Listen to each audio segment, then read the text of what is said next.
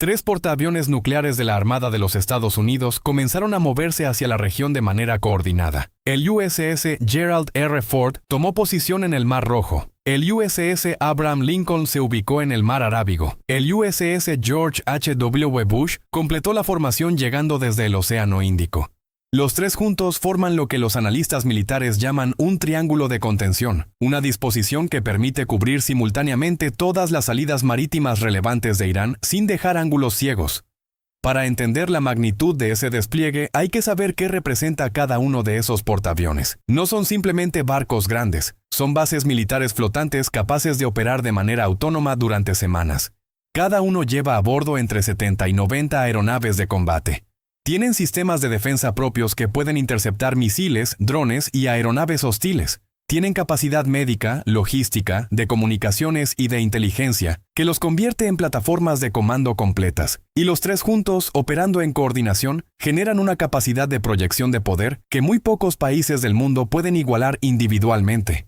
Acompañando a esos tres portaaviones, llegó una formación de más de 27 buques de guerra de distintas categorías. Destructores de clase R. Lake Bork, equipados con sistemas de radar y defensa antimisiles Aegis, cruceros de clase Ticonderoga con capacidad de lanzamiento de misiles de largo alcance, buques de desembarco anfibio con unidades de marines a bordo, barcos especializados en detección submarina, y submarinos de ataque nuclear de clase Virginia operando bajo la superficie, silenciosos e invisibles, recorriendo el fondo del estrecho de Hormuz y del Golfo de Omán, con una precisión que los sistemas iraníes no pueden rastrear con facilidad. En total, más de 200 aviones de combate de quinta generación y 15.000 efectivos completamente equipados. No es una cifra simbólica, es una fuerza de combate real, activa y con reglas de compromiso definidas. El efecto de esa presencia sobre el tráfico marítimo en la región fue inmediato. Los buques de la Fuerza de Tarea comenzaron a monitorear con precisión milimétrica todo lo que entraba y salía de los puertos iraníes. Petroleros, cargueros, embarcaciones de todo tipo fueron sometidos a seguimiento permanente. 39 buques fueron interceptados, inspeccionados o desviados de sus rutas por comportarse de manera irregular o por transportar cargas que generaban dudas. Uno de esos incidentes ocurrió en la madrugada del 28 de abril en el Mar Arábigo. Unidades de operaciones especiales de la 31ª Flotilla Naval abordaron el buque comercial MV Blue Star 3, luego de que el barco mostrara comportamientos anómalos en su navegación. La inspección fue completa. La carga fue revisada en detalle. La ruta fue contrastada con los registros disponibles. No se encontraron irregularidades y el barco siguió su camino. Pero ese episodio no fue solo una operación de control rutinaria. Fue un mensaje. Decía con absoluta claridad que el dominio sobre esas aguas que Irán considera parte de su zona de influencia natural, había pasado a manos de Washington. Y eso, para el régimen iraní, es una derrota de una naturaleza muy particular. No es una derrota militar en el sentido convencional. No hubo combate, no hubo intercambio de fuego. Pero la capacidad de proyectar autoridad sobre el estrecho de Hormuz, que durante décadas fue uno de los pilares del poder disuasorio iraní, quedó efectivamente suspendida. Las flotas de lanchas rápidas que la Guardia Revolucionaria Islámica exhibía con orgullo en sus ejercicios navales, presentándolas como la respuesta asimétrica capaz de incomodar a cualquier armada convencional, tienen ahora serias dificultades para salir de sus propias bases. Los sistemas de radar Aegis, que equipan a los destructores estadounidenses, detectan cualquier movimiento en la superficie del agua antes de que llegue a convertirse en una amenaza real. La cobertura aérea permanente que mantienen los escuadrones embarcados en los portaaviones añade otra capa de control que hace que cualquier operación iraní en la zona sea visible desde el momento en que comienza a planificarse. Bajo el agua, la situación no es diferente. Los submarinos de clase Virginia llevan a cabo operaciones continuas de exploración y limpieza del fondo marino alrededor del estrecho. Los vehículos submarinos autónomos que los acompañan registran el fondo con una resolución que permite detectar objetos del tamaño de una mina naval sin dificultad. Las redes de sonar que estos sistemas despliegan analizan cada firma acústica en la región. Cualquier intento de preparar una operación de sabotaje submarino o de colocar minas en las rutas de navegación es identificado en su fase de preparación antes de que llegue a ejecutarse.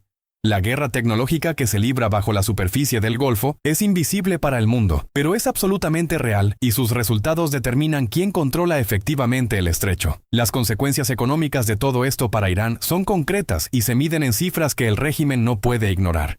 Las exportaciones de petróleo, que son la principal fuente de ingresos en divisas del Estado iraní, están siendo bloqueadas de manera efectiva. El petróleo que se produce no puede llegar a los compradores internacionales. Las instalaciones de almacenamiento en tierra están llegando al límite de su capacidad.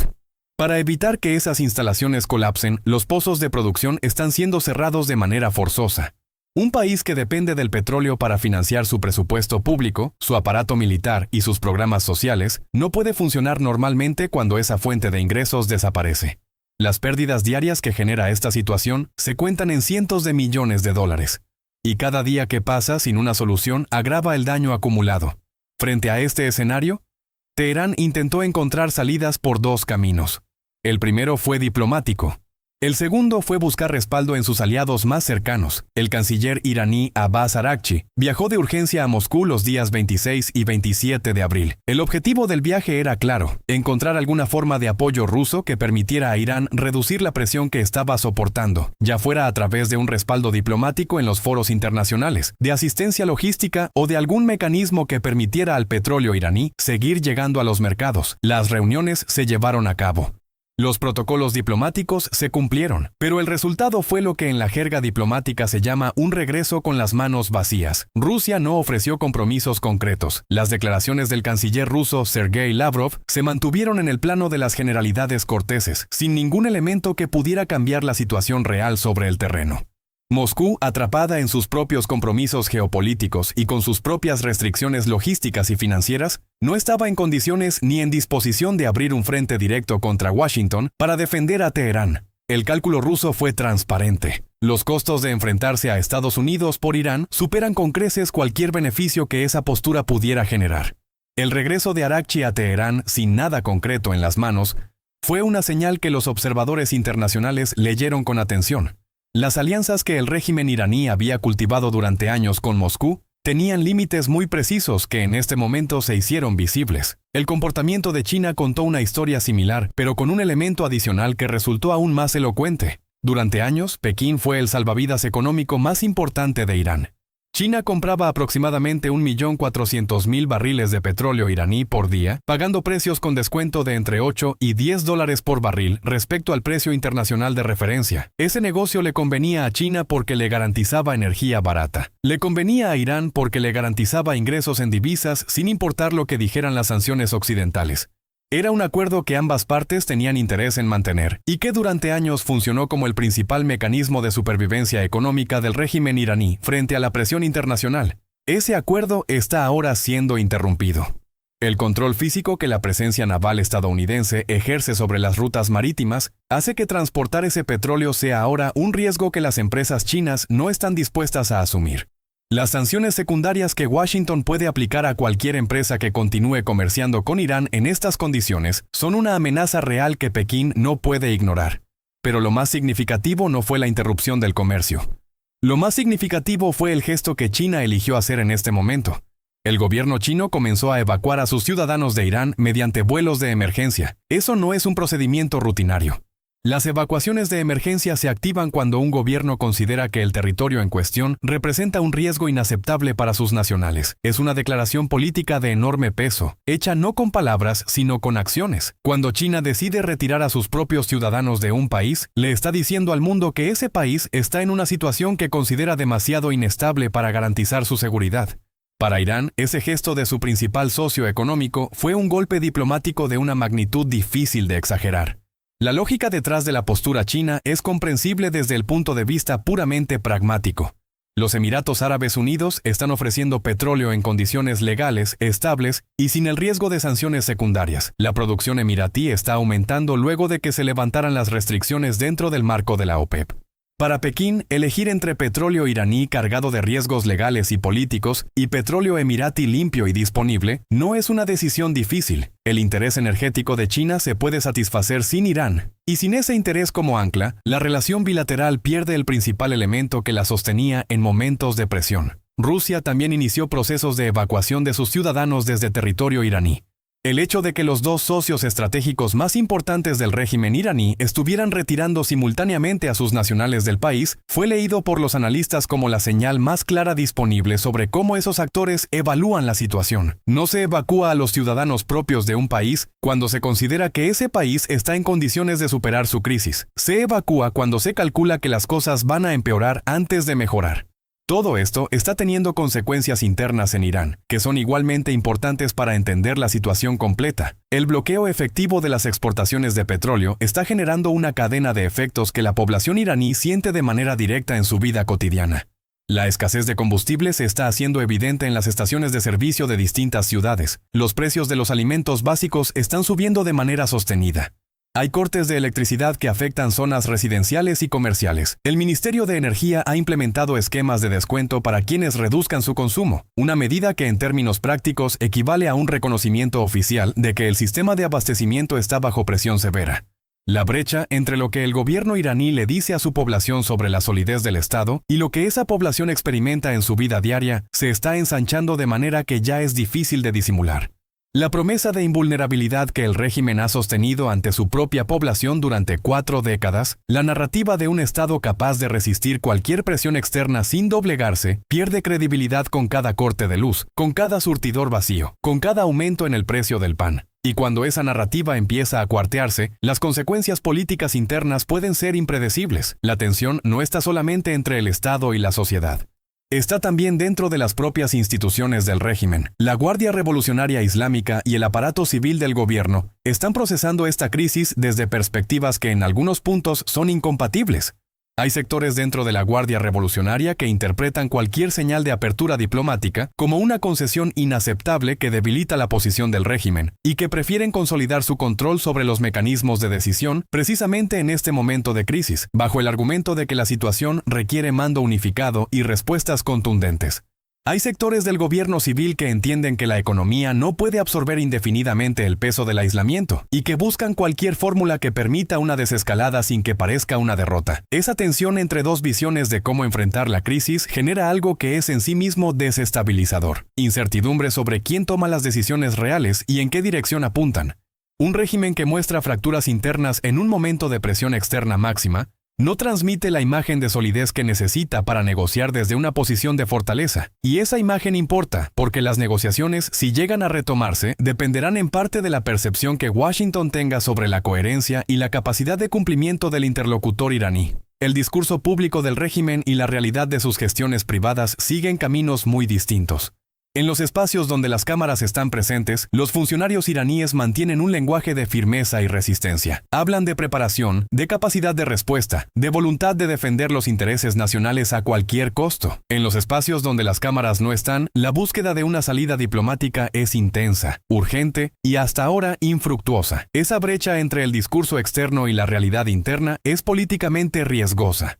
Si se hace visible para la población de manera masiva, el costo en términos de credibilidad puede superar al propio costo económico del bloqueo. Desde el punto de vista del equilibrio regional más amplio, lo que está ocurriendo también tiene implicaciones que van más allá de la relación bilateral entre Teherán y Washington.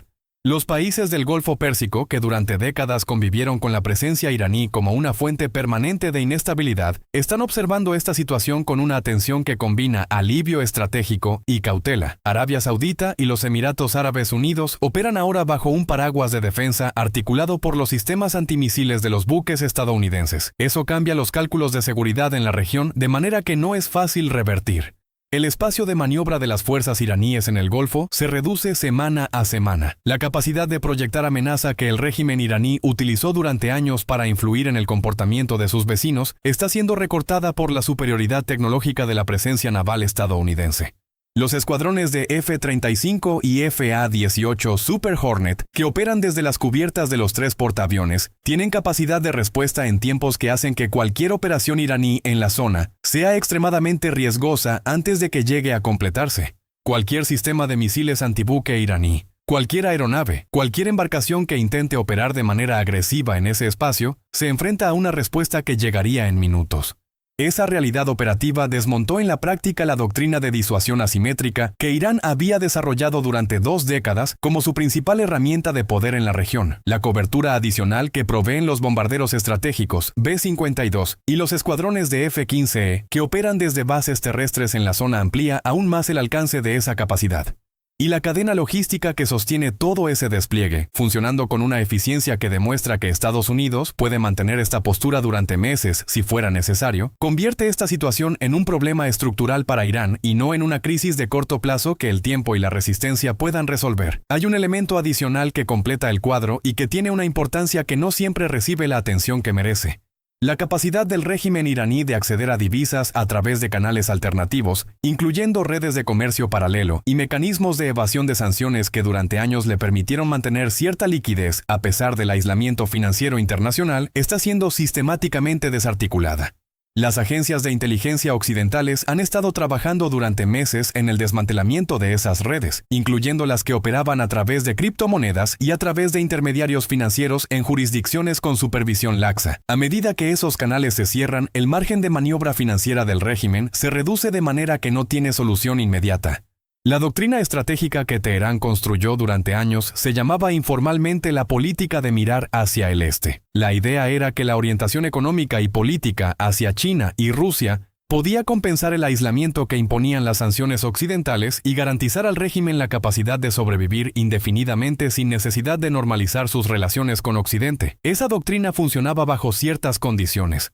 Funcionaba cuando la presión era manejable y cuando los socios orientales tenían incentivos suficientes para asumir los costos de sostener la relación. Cuando la presión llegó a los niveles actuales y cuando el costo de mantener esa relación superó los beneficios que generaba, tanto China como Rusia hicieron el cálculo que cualquier estado hace en esas circunstancias y eligieron sus propios intereses. Irán descubrió entonces que esas alianzas, que presentaba ante su propia población como pilares inamovibles de su posicionamiento internacional, tenían condiciones implícitas que nunca fueron negociadas formalmente y que en el momento de mayor necesidad no estaban disponibles. Esa es una de las lecciones más duras que un Estado puede aprender sobre la naturaleza de las alianzas en la política internacional. El escenario que se configura a partir de todos estos elementos es el de un régimen que enfrenta simultáneamente presión económica severa, aislamiento diplomático creciente, tensiones institucionales internas y una demostración de capacidad militar que limita su margen de respuesta operativa. Las opciones disponibles son todas costosas. Puede mantener su postura en lo nuclear y seguir absorbiendo el daño económico hasta que las consecuencias internas se vuelvan inmanejables. Puede hacer concesiones en lo nuclear a riesgo de perder legitimidad ante sus propias bases. Puede intentar una escalada que muy probablemente generaría una respuesta que excede su capacidad de absorber. O puede buscar una salida negociada aceptando condiciones que hace poco tiempo habría rechazado categóricamente. Ninguna de esas opciones garantiza la estabilidad del régimen, y el tiempo disponible para elegir entre ellas no es ilimitado. Lo que este momento representa en perspectiva histórica es significativo. El régimen iraní construyó durante 4 décadas una narrativa de resistencia e invulnerabilidad, que fue el núcleo de su identidad política tanto hacia adentro como hacia afuera. Esa narrativa se sostuvo en parte por la capacidad real del régimen de resistir presiones y en parte por la percepción de que confrontarlo directamente implicaba costos demasiado altos.